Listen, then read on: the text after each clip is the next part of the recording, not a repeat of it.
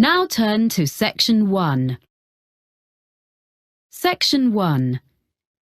You will hear a woman talking to a man about joining a drama club. First, you have some time to look at questions 1 to 6. You should answer the questions as you listen, because you will not hear the recording a second time. Listen carefully and answer questions 1 to 6. Hello, Robert Gladwell speaking. Oh, hi. My name's Chloe Martin. I was given your name and phone number by Ben Winters. I work with him, and he said you're a member of Midbury Drama Club. Yes, I am. Well, I've just moved to the area, and I'm keen to join a drama club. Great. Yes, I can give you some information. We're one of the oldest drama clubs in the area, as the club started in 1957. We now have about 60 members. Our youngest member is 10, and our oldest member is 78. Oh, I think I saw a picture in the newspaper the other day of some of your members being presented with a prize. Yes, the youth section did very well in a competition and won £100, which will help with their next production. Anyway, tell me a bit more about yourself. Well, I've done a bit of acting. I was in a couple of musicals when I was at university, and a historical play more recently. We mainly do comedy plays. We get good audiences for that kind of thing. We haven't attempted a musical yet, but we might do one soon. Oh, when do you usually meet? On Tuesdays. Well, presumably I'll need to do an audition. Yes, there were a few auditions last Tuesday, and we'll be doing more at our next meeting, which is in 2 weeks' time. That's on Tuesday the 12th of March. There'll be another opportunity 2 weeks after that, which will be on the 26th of March. Oh, well, I can come to your next meeting, and if I don't get an acting part in a play, I'd be happy to help with something else. I've designed publicity before. Great. We're very short of people who can do that, so that would be really good. There are a lot of people who like making scenery, so we get plenty of help with that, but we haven't got enough people to do the lights at the moment. So, if you think you can do that, or you have any friends who would like to, do bring them along. We can show you what to do if you haven't got any experience. I'll have to think about it. So, do you meet in the theatre? We do our performances in the Manor Theatre, but we only hire that for the nights of the actual performances. We meet to rehearse every Tuesday evening in the community hall. We rent a room there. Oh, I'm not sure where that is. I'll be coming by car because I don't live in the town centre. It's in Ashburton Road. As you're coming towards the centre, down Regent Street, you need to turn left at the crossroads. Oh, I know. There's a big car park down there, just before you get to a hotel. It's on the other side of the road from the sports centre. That's it. That's the closest place to leave your car, and you don't have to pay in the evening to park there. We meet at 7:30, and we usually finish by 9:30 or 10. OK. Before you hear the rest of the conversation, you have some time to look at questions 7 to 10. Pause the recording for 30 seconds.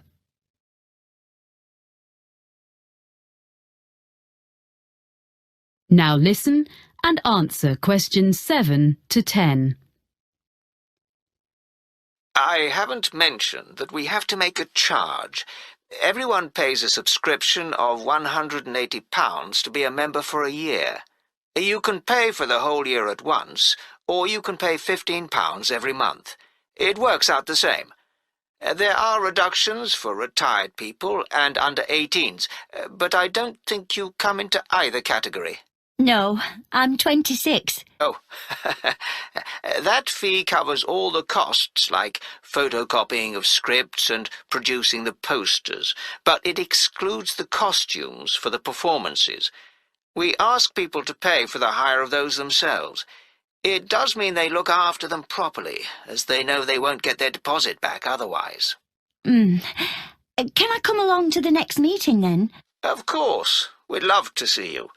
And if you want to know more about how we run the auditions or the next play we're doing, why don't you give our secretary a ring? She'll be really pleased to help you. Oh, what's her name? It's Sarah Sawdicott. That's SAWDICOTT.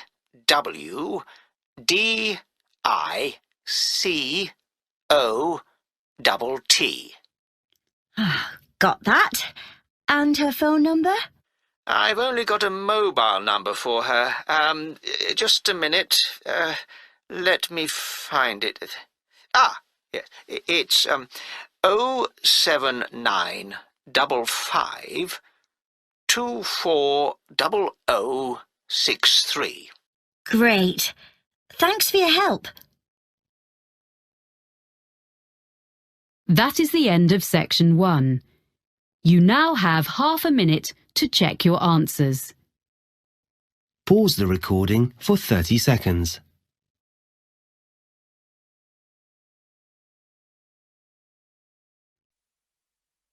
Now turn to section 2.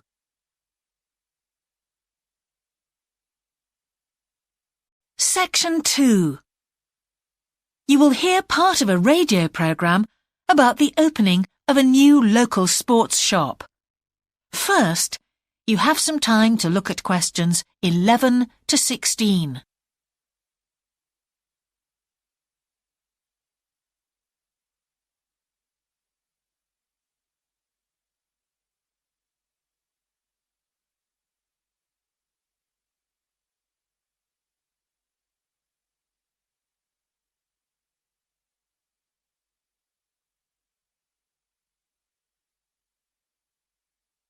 Now listen carefully and answer questions 11 to 16. Now we go to Jane, who is going to tell us about what's happening in town this weekend. Right, thanks, Andrew. And now on to what's new. And do we really need yet another sports shop in Bradcaster? Well, most of you probably know Sports World, the branch of a Danish sports goods company that opened a few years ago.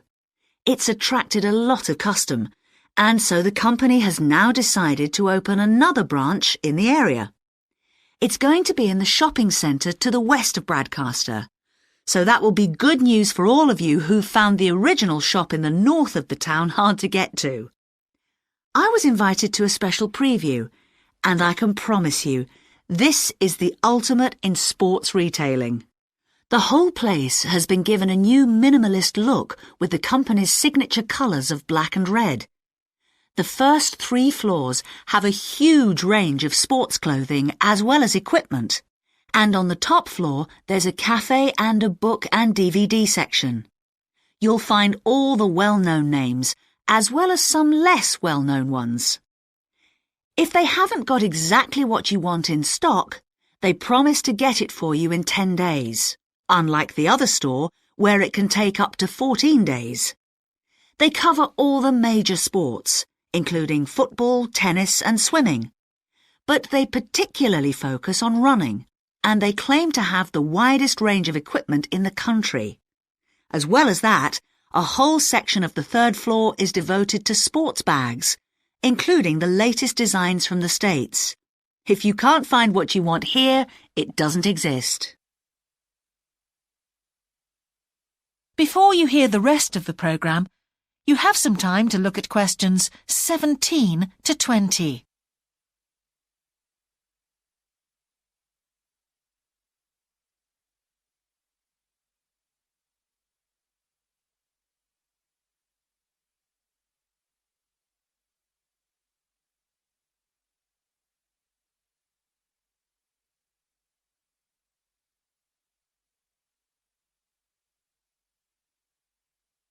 Now listen and answer questions 17 to 20. The shop will be open from 9 a.m. this Saturday, and if you go along to the opening, then you'll have the chance to meet the national 400 metres running champion Paul King, who's coming along to open the shop. And he will be staying around until about midday to chat to any fans who want to meet him and sign autographs. Then there will be a whole range of special attractions all weekend. There will be free tickets for local sporting events for the first 50 customers, and also a special competition open to all. Just answer 15 out of 20 sports questions correctly to win a signed copy of Paul King's DVD Spring Tips, while the first person to get all the questions correct gets a year's free membership of the Bradcaster Gym. All entrants will receive a special sports calendar with details of all Bradcaster fixtures in the coming year. One of the special opening offers is a fitness test, a complete review of your cardiac fitness and muscle tone, actually done in the shop by qualified staff. This would normally cost £30, but is available at half price for this month only. There are only a limited number of places available for this, so to make a booking, phone 560-341. In addition, if you open an account, you get lots more special offers, including the chance to try out equipment at special open evenings. That is the end of section 2. You now have half a minute to check your answers.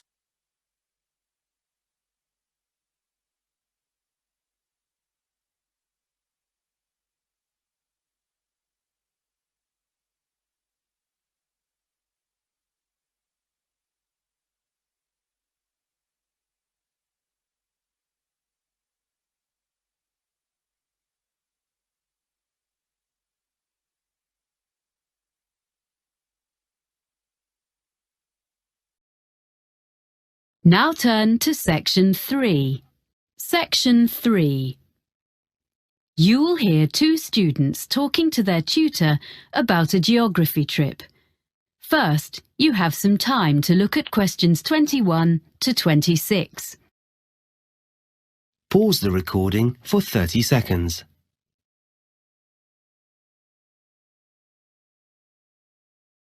Now listen carefully and answer questions 21 to 26. Now, Stefan and Lauren, you worked together on the assignment for your urban geography course, didn't you? Mm-hmm. I know you made a plan of what you were going to do before you went on the field trip. Did you stick to it? More or less. Okay, so where did you start? Well, first of all, we selected one area of the city to work in. We decided on the centre. Mm-hmm. And we looked in detail at how it has been developed by doing a survey. Yeah, we did that by walking round and dividing the area into different categories, such as residential, commercial and industrial, so we could record land use. We're going to find some maps from 50 years ago and from 100 years ago, so we can look at what has changed. Good. So that gives you a foundation. Then what did you do? I was interested in looking at how polluted the city was. I thought that was too general a topic and would be difficult to check. But Stefan persuaded me, and actually it was quite interesting because before we started, we assumed that a lot of the pollution problems would be caused by industry. In fact, most of the industrial development has been on the outskirts. Oh. And most pollution is caused by the traffic which passes through the city centre every day. Right. There are 5 major road junctions around the edge of the city, so we set up equipment to check the air quality on each of those 3 times on one day. In the morning and evening, which is when most journeys are made in and out of the city, and at 2:30 in the afternoon. On the same day, we went to the 2 busiest junctions in the morning and evening to calculate the traffic flow into the city. Right. We'll be able to produce some graphs from the figures we collected. Yeah. Presumably you then looked at where all these cars ended up. I thought we should look at why people were coming into the city, whether it was for employment or education or leisure activities. But Stefan thought that would be too difficult. Because most people were in cars, it would be hard to ask them. Yeah. So we decided to spend an afternoon examining the parking facilities available instead. We established the capacity of each car park, and we spent an afternoon counting cars in and out, so we have an idea of how long people spend in the city centre. So, do you have evidence that most journeys are made by car within the city centre? We checked local government statistics to see if that was true, but they were inconclusive. Everything is quite close together in the city centre, and there are wide pavements, so you would expect people to walk from one place to another. So we chose a number of locations and we noted how many pedestrians passed a particular spot. How did you choose where to do that? Oh, we stood at 2 places in the business district. One in the shopping area, and the other was in an area where there are more tourists. Right.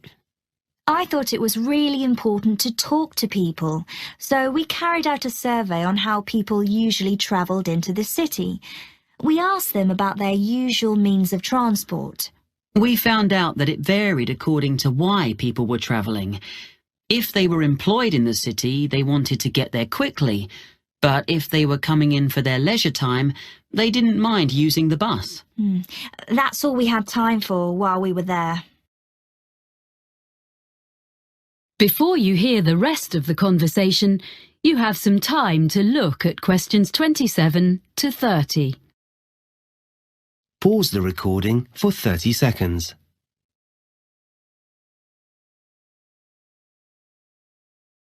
Now listen and answer questions 27 to 30. OK. So, shall we talk about what you're going to do next and how you're going to divide the tasks up? How are you going to present the data you've got? Well, some of the information can be presented as graphs or maps. I'm quite good at the software. You'd better do that then, Lauren. I'll help you check all the statistics before you start. OK. It's good to present as much as you can visually. Is there anything else you can use as visuals? We've got a lot of photographs which we can go through. We both took them, so some will be duplicated. It's going to take ages to go through them all. Maybe one of us should just choose some. Well, it's better if you collaborate. That way you'll end up with the best of what you've got. That's fine. We'll do that. And when the graphs and maps are done, you'll need to write a report, an analysis of the data.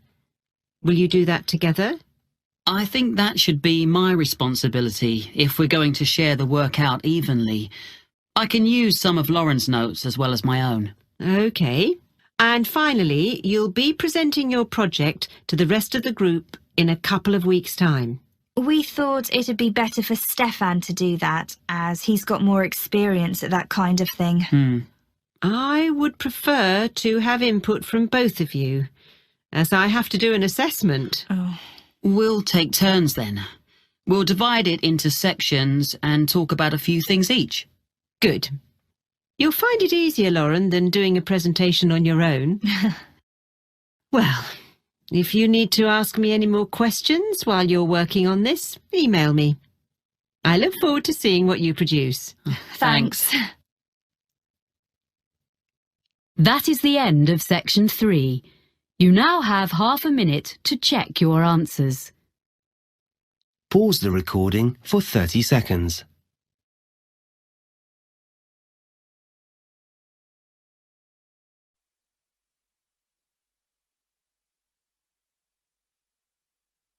Now turn to section 4.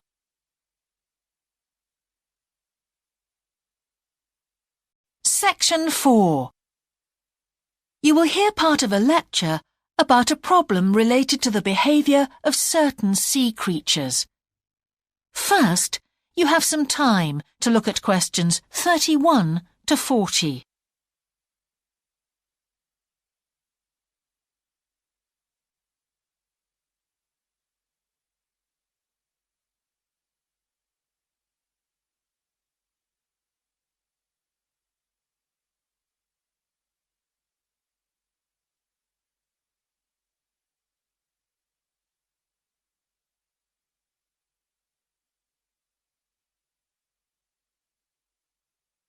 Now listen carefully and answer questions 31 to 40. Good afternoon, everyone. Well, with some of you about to go out on field work, it's timely that in this afternoon's session I'll be sharing some ideas about the reasons why groups of whales and dolphins sometimes swim ashore from the sea right onto the beach and, most often, die in what are known as mass strandings. Unfortunately, this type of event is a frequent occurrence in some of the locations that you'll be travelling to, where sometimes the tide goes out suddenly, confusing the animals. However, there are many other theories about the causes of mass strandings. The first is that the behaviour is linked to parasites. It's often found that stranded animals were infested with large numbers of parasites. For instance, a type of worm is commonly found in the ears of dead whales. Since marine animals rely heavily on their hearing to navigate, this type of infestation has the potential to be very harmful.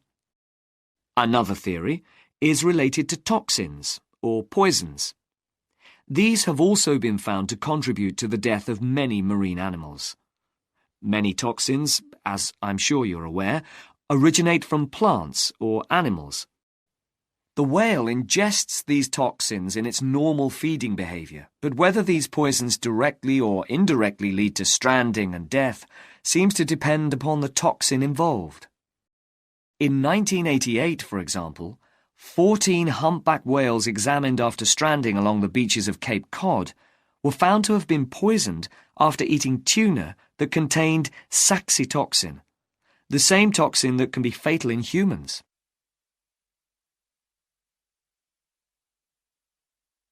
Alternatively, it has also been suggested that some animals strand accidentally by following their prey ashore in the confusion of the chase.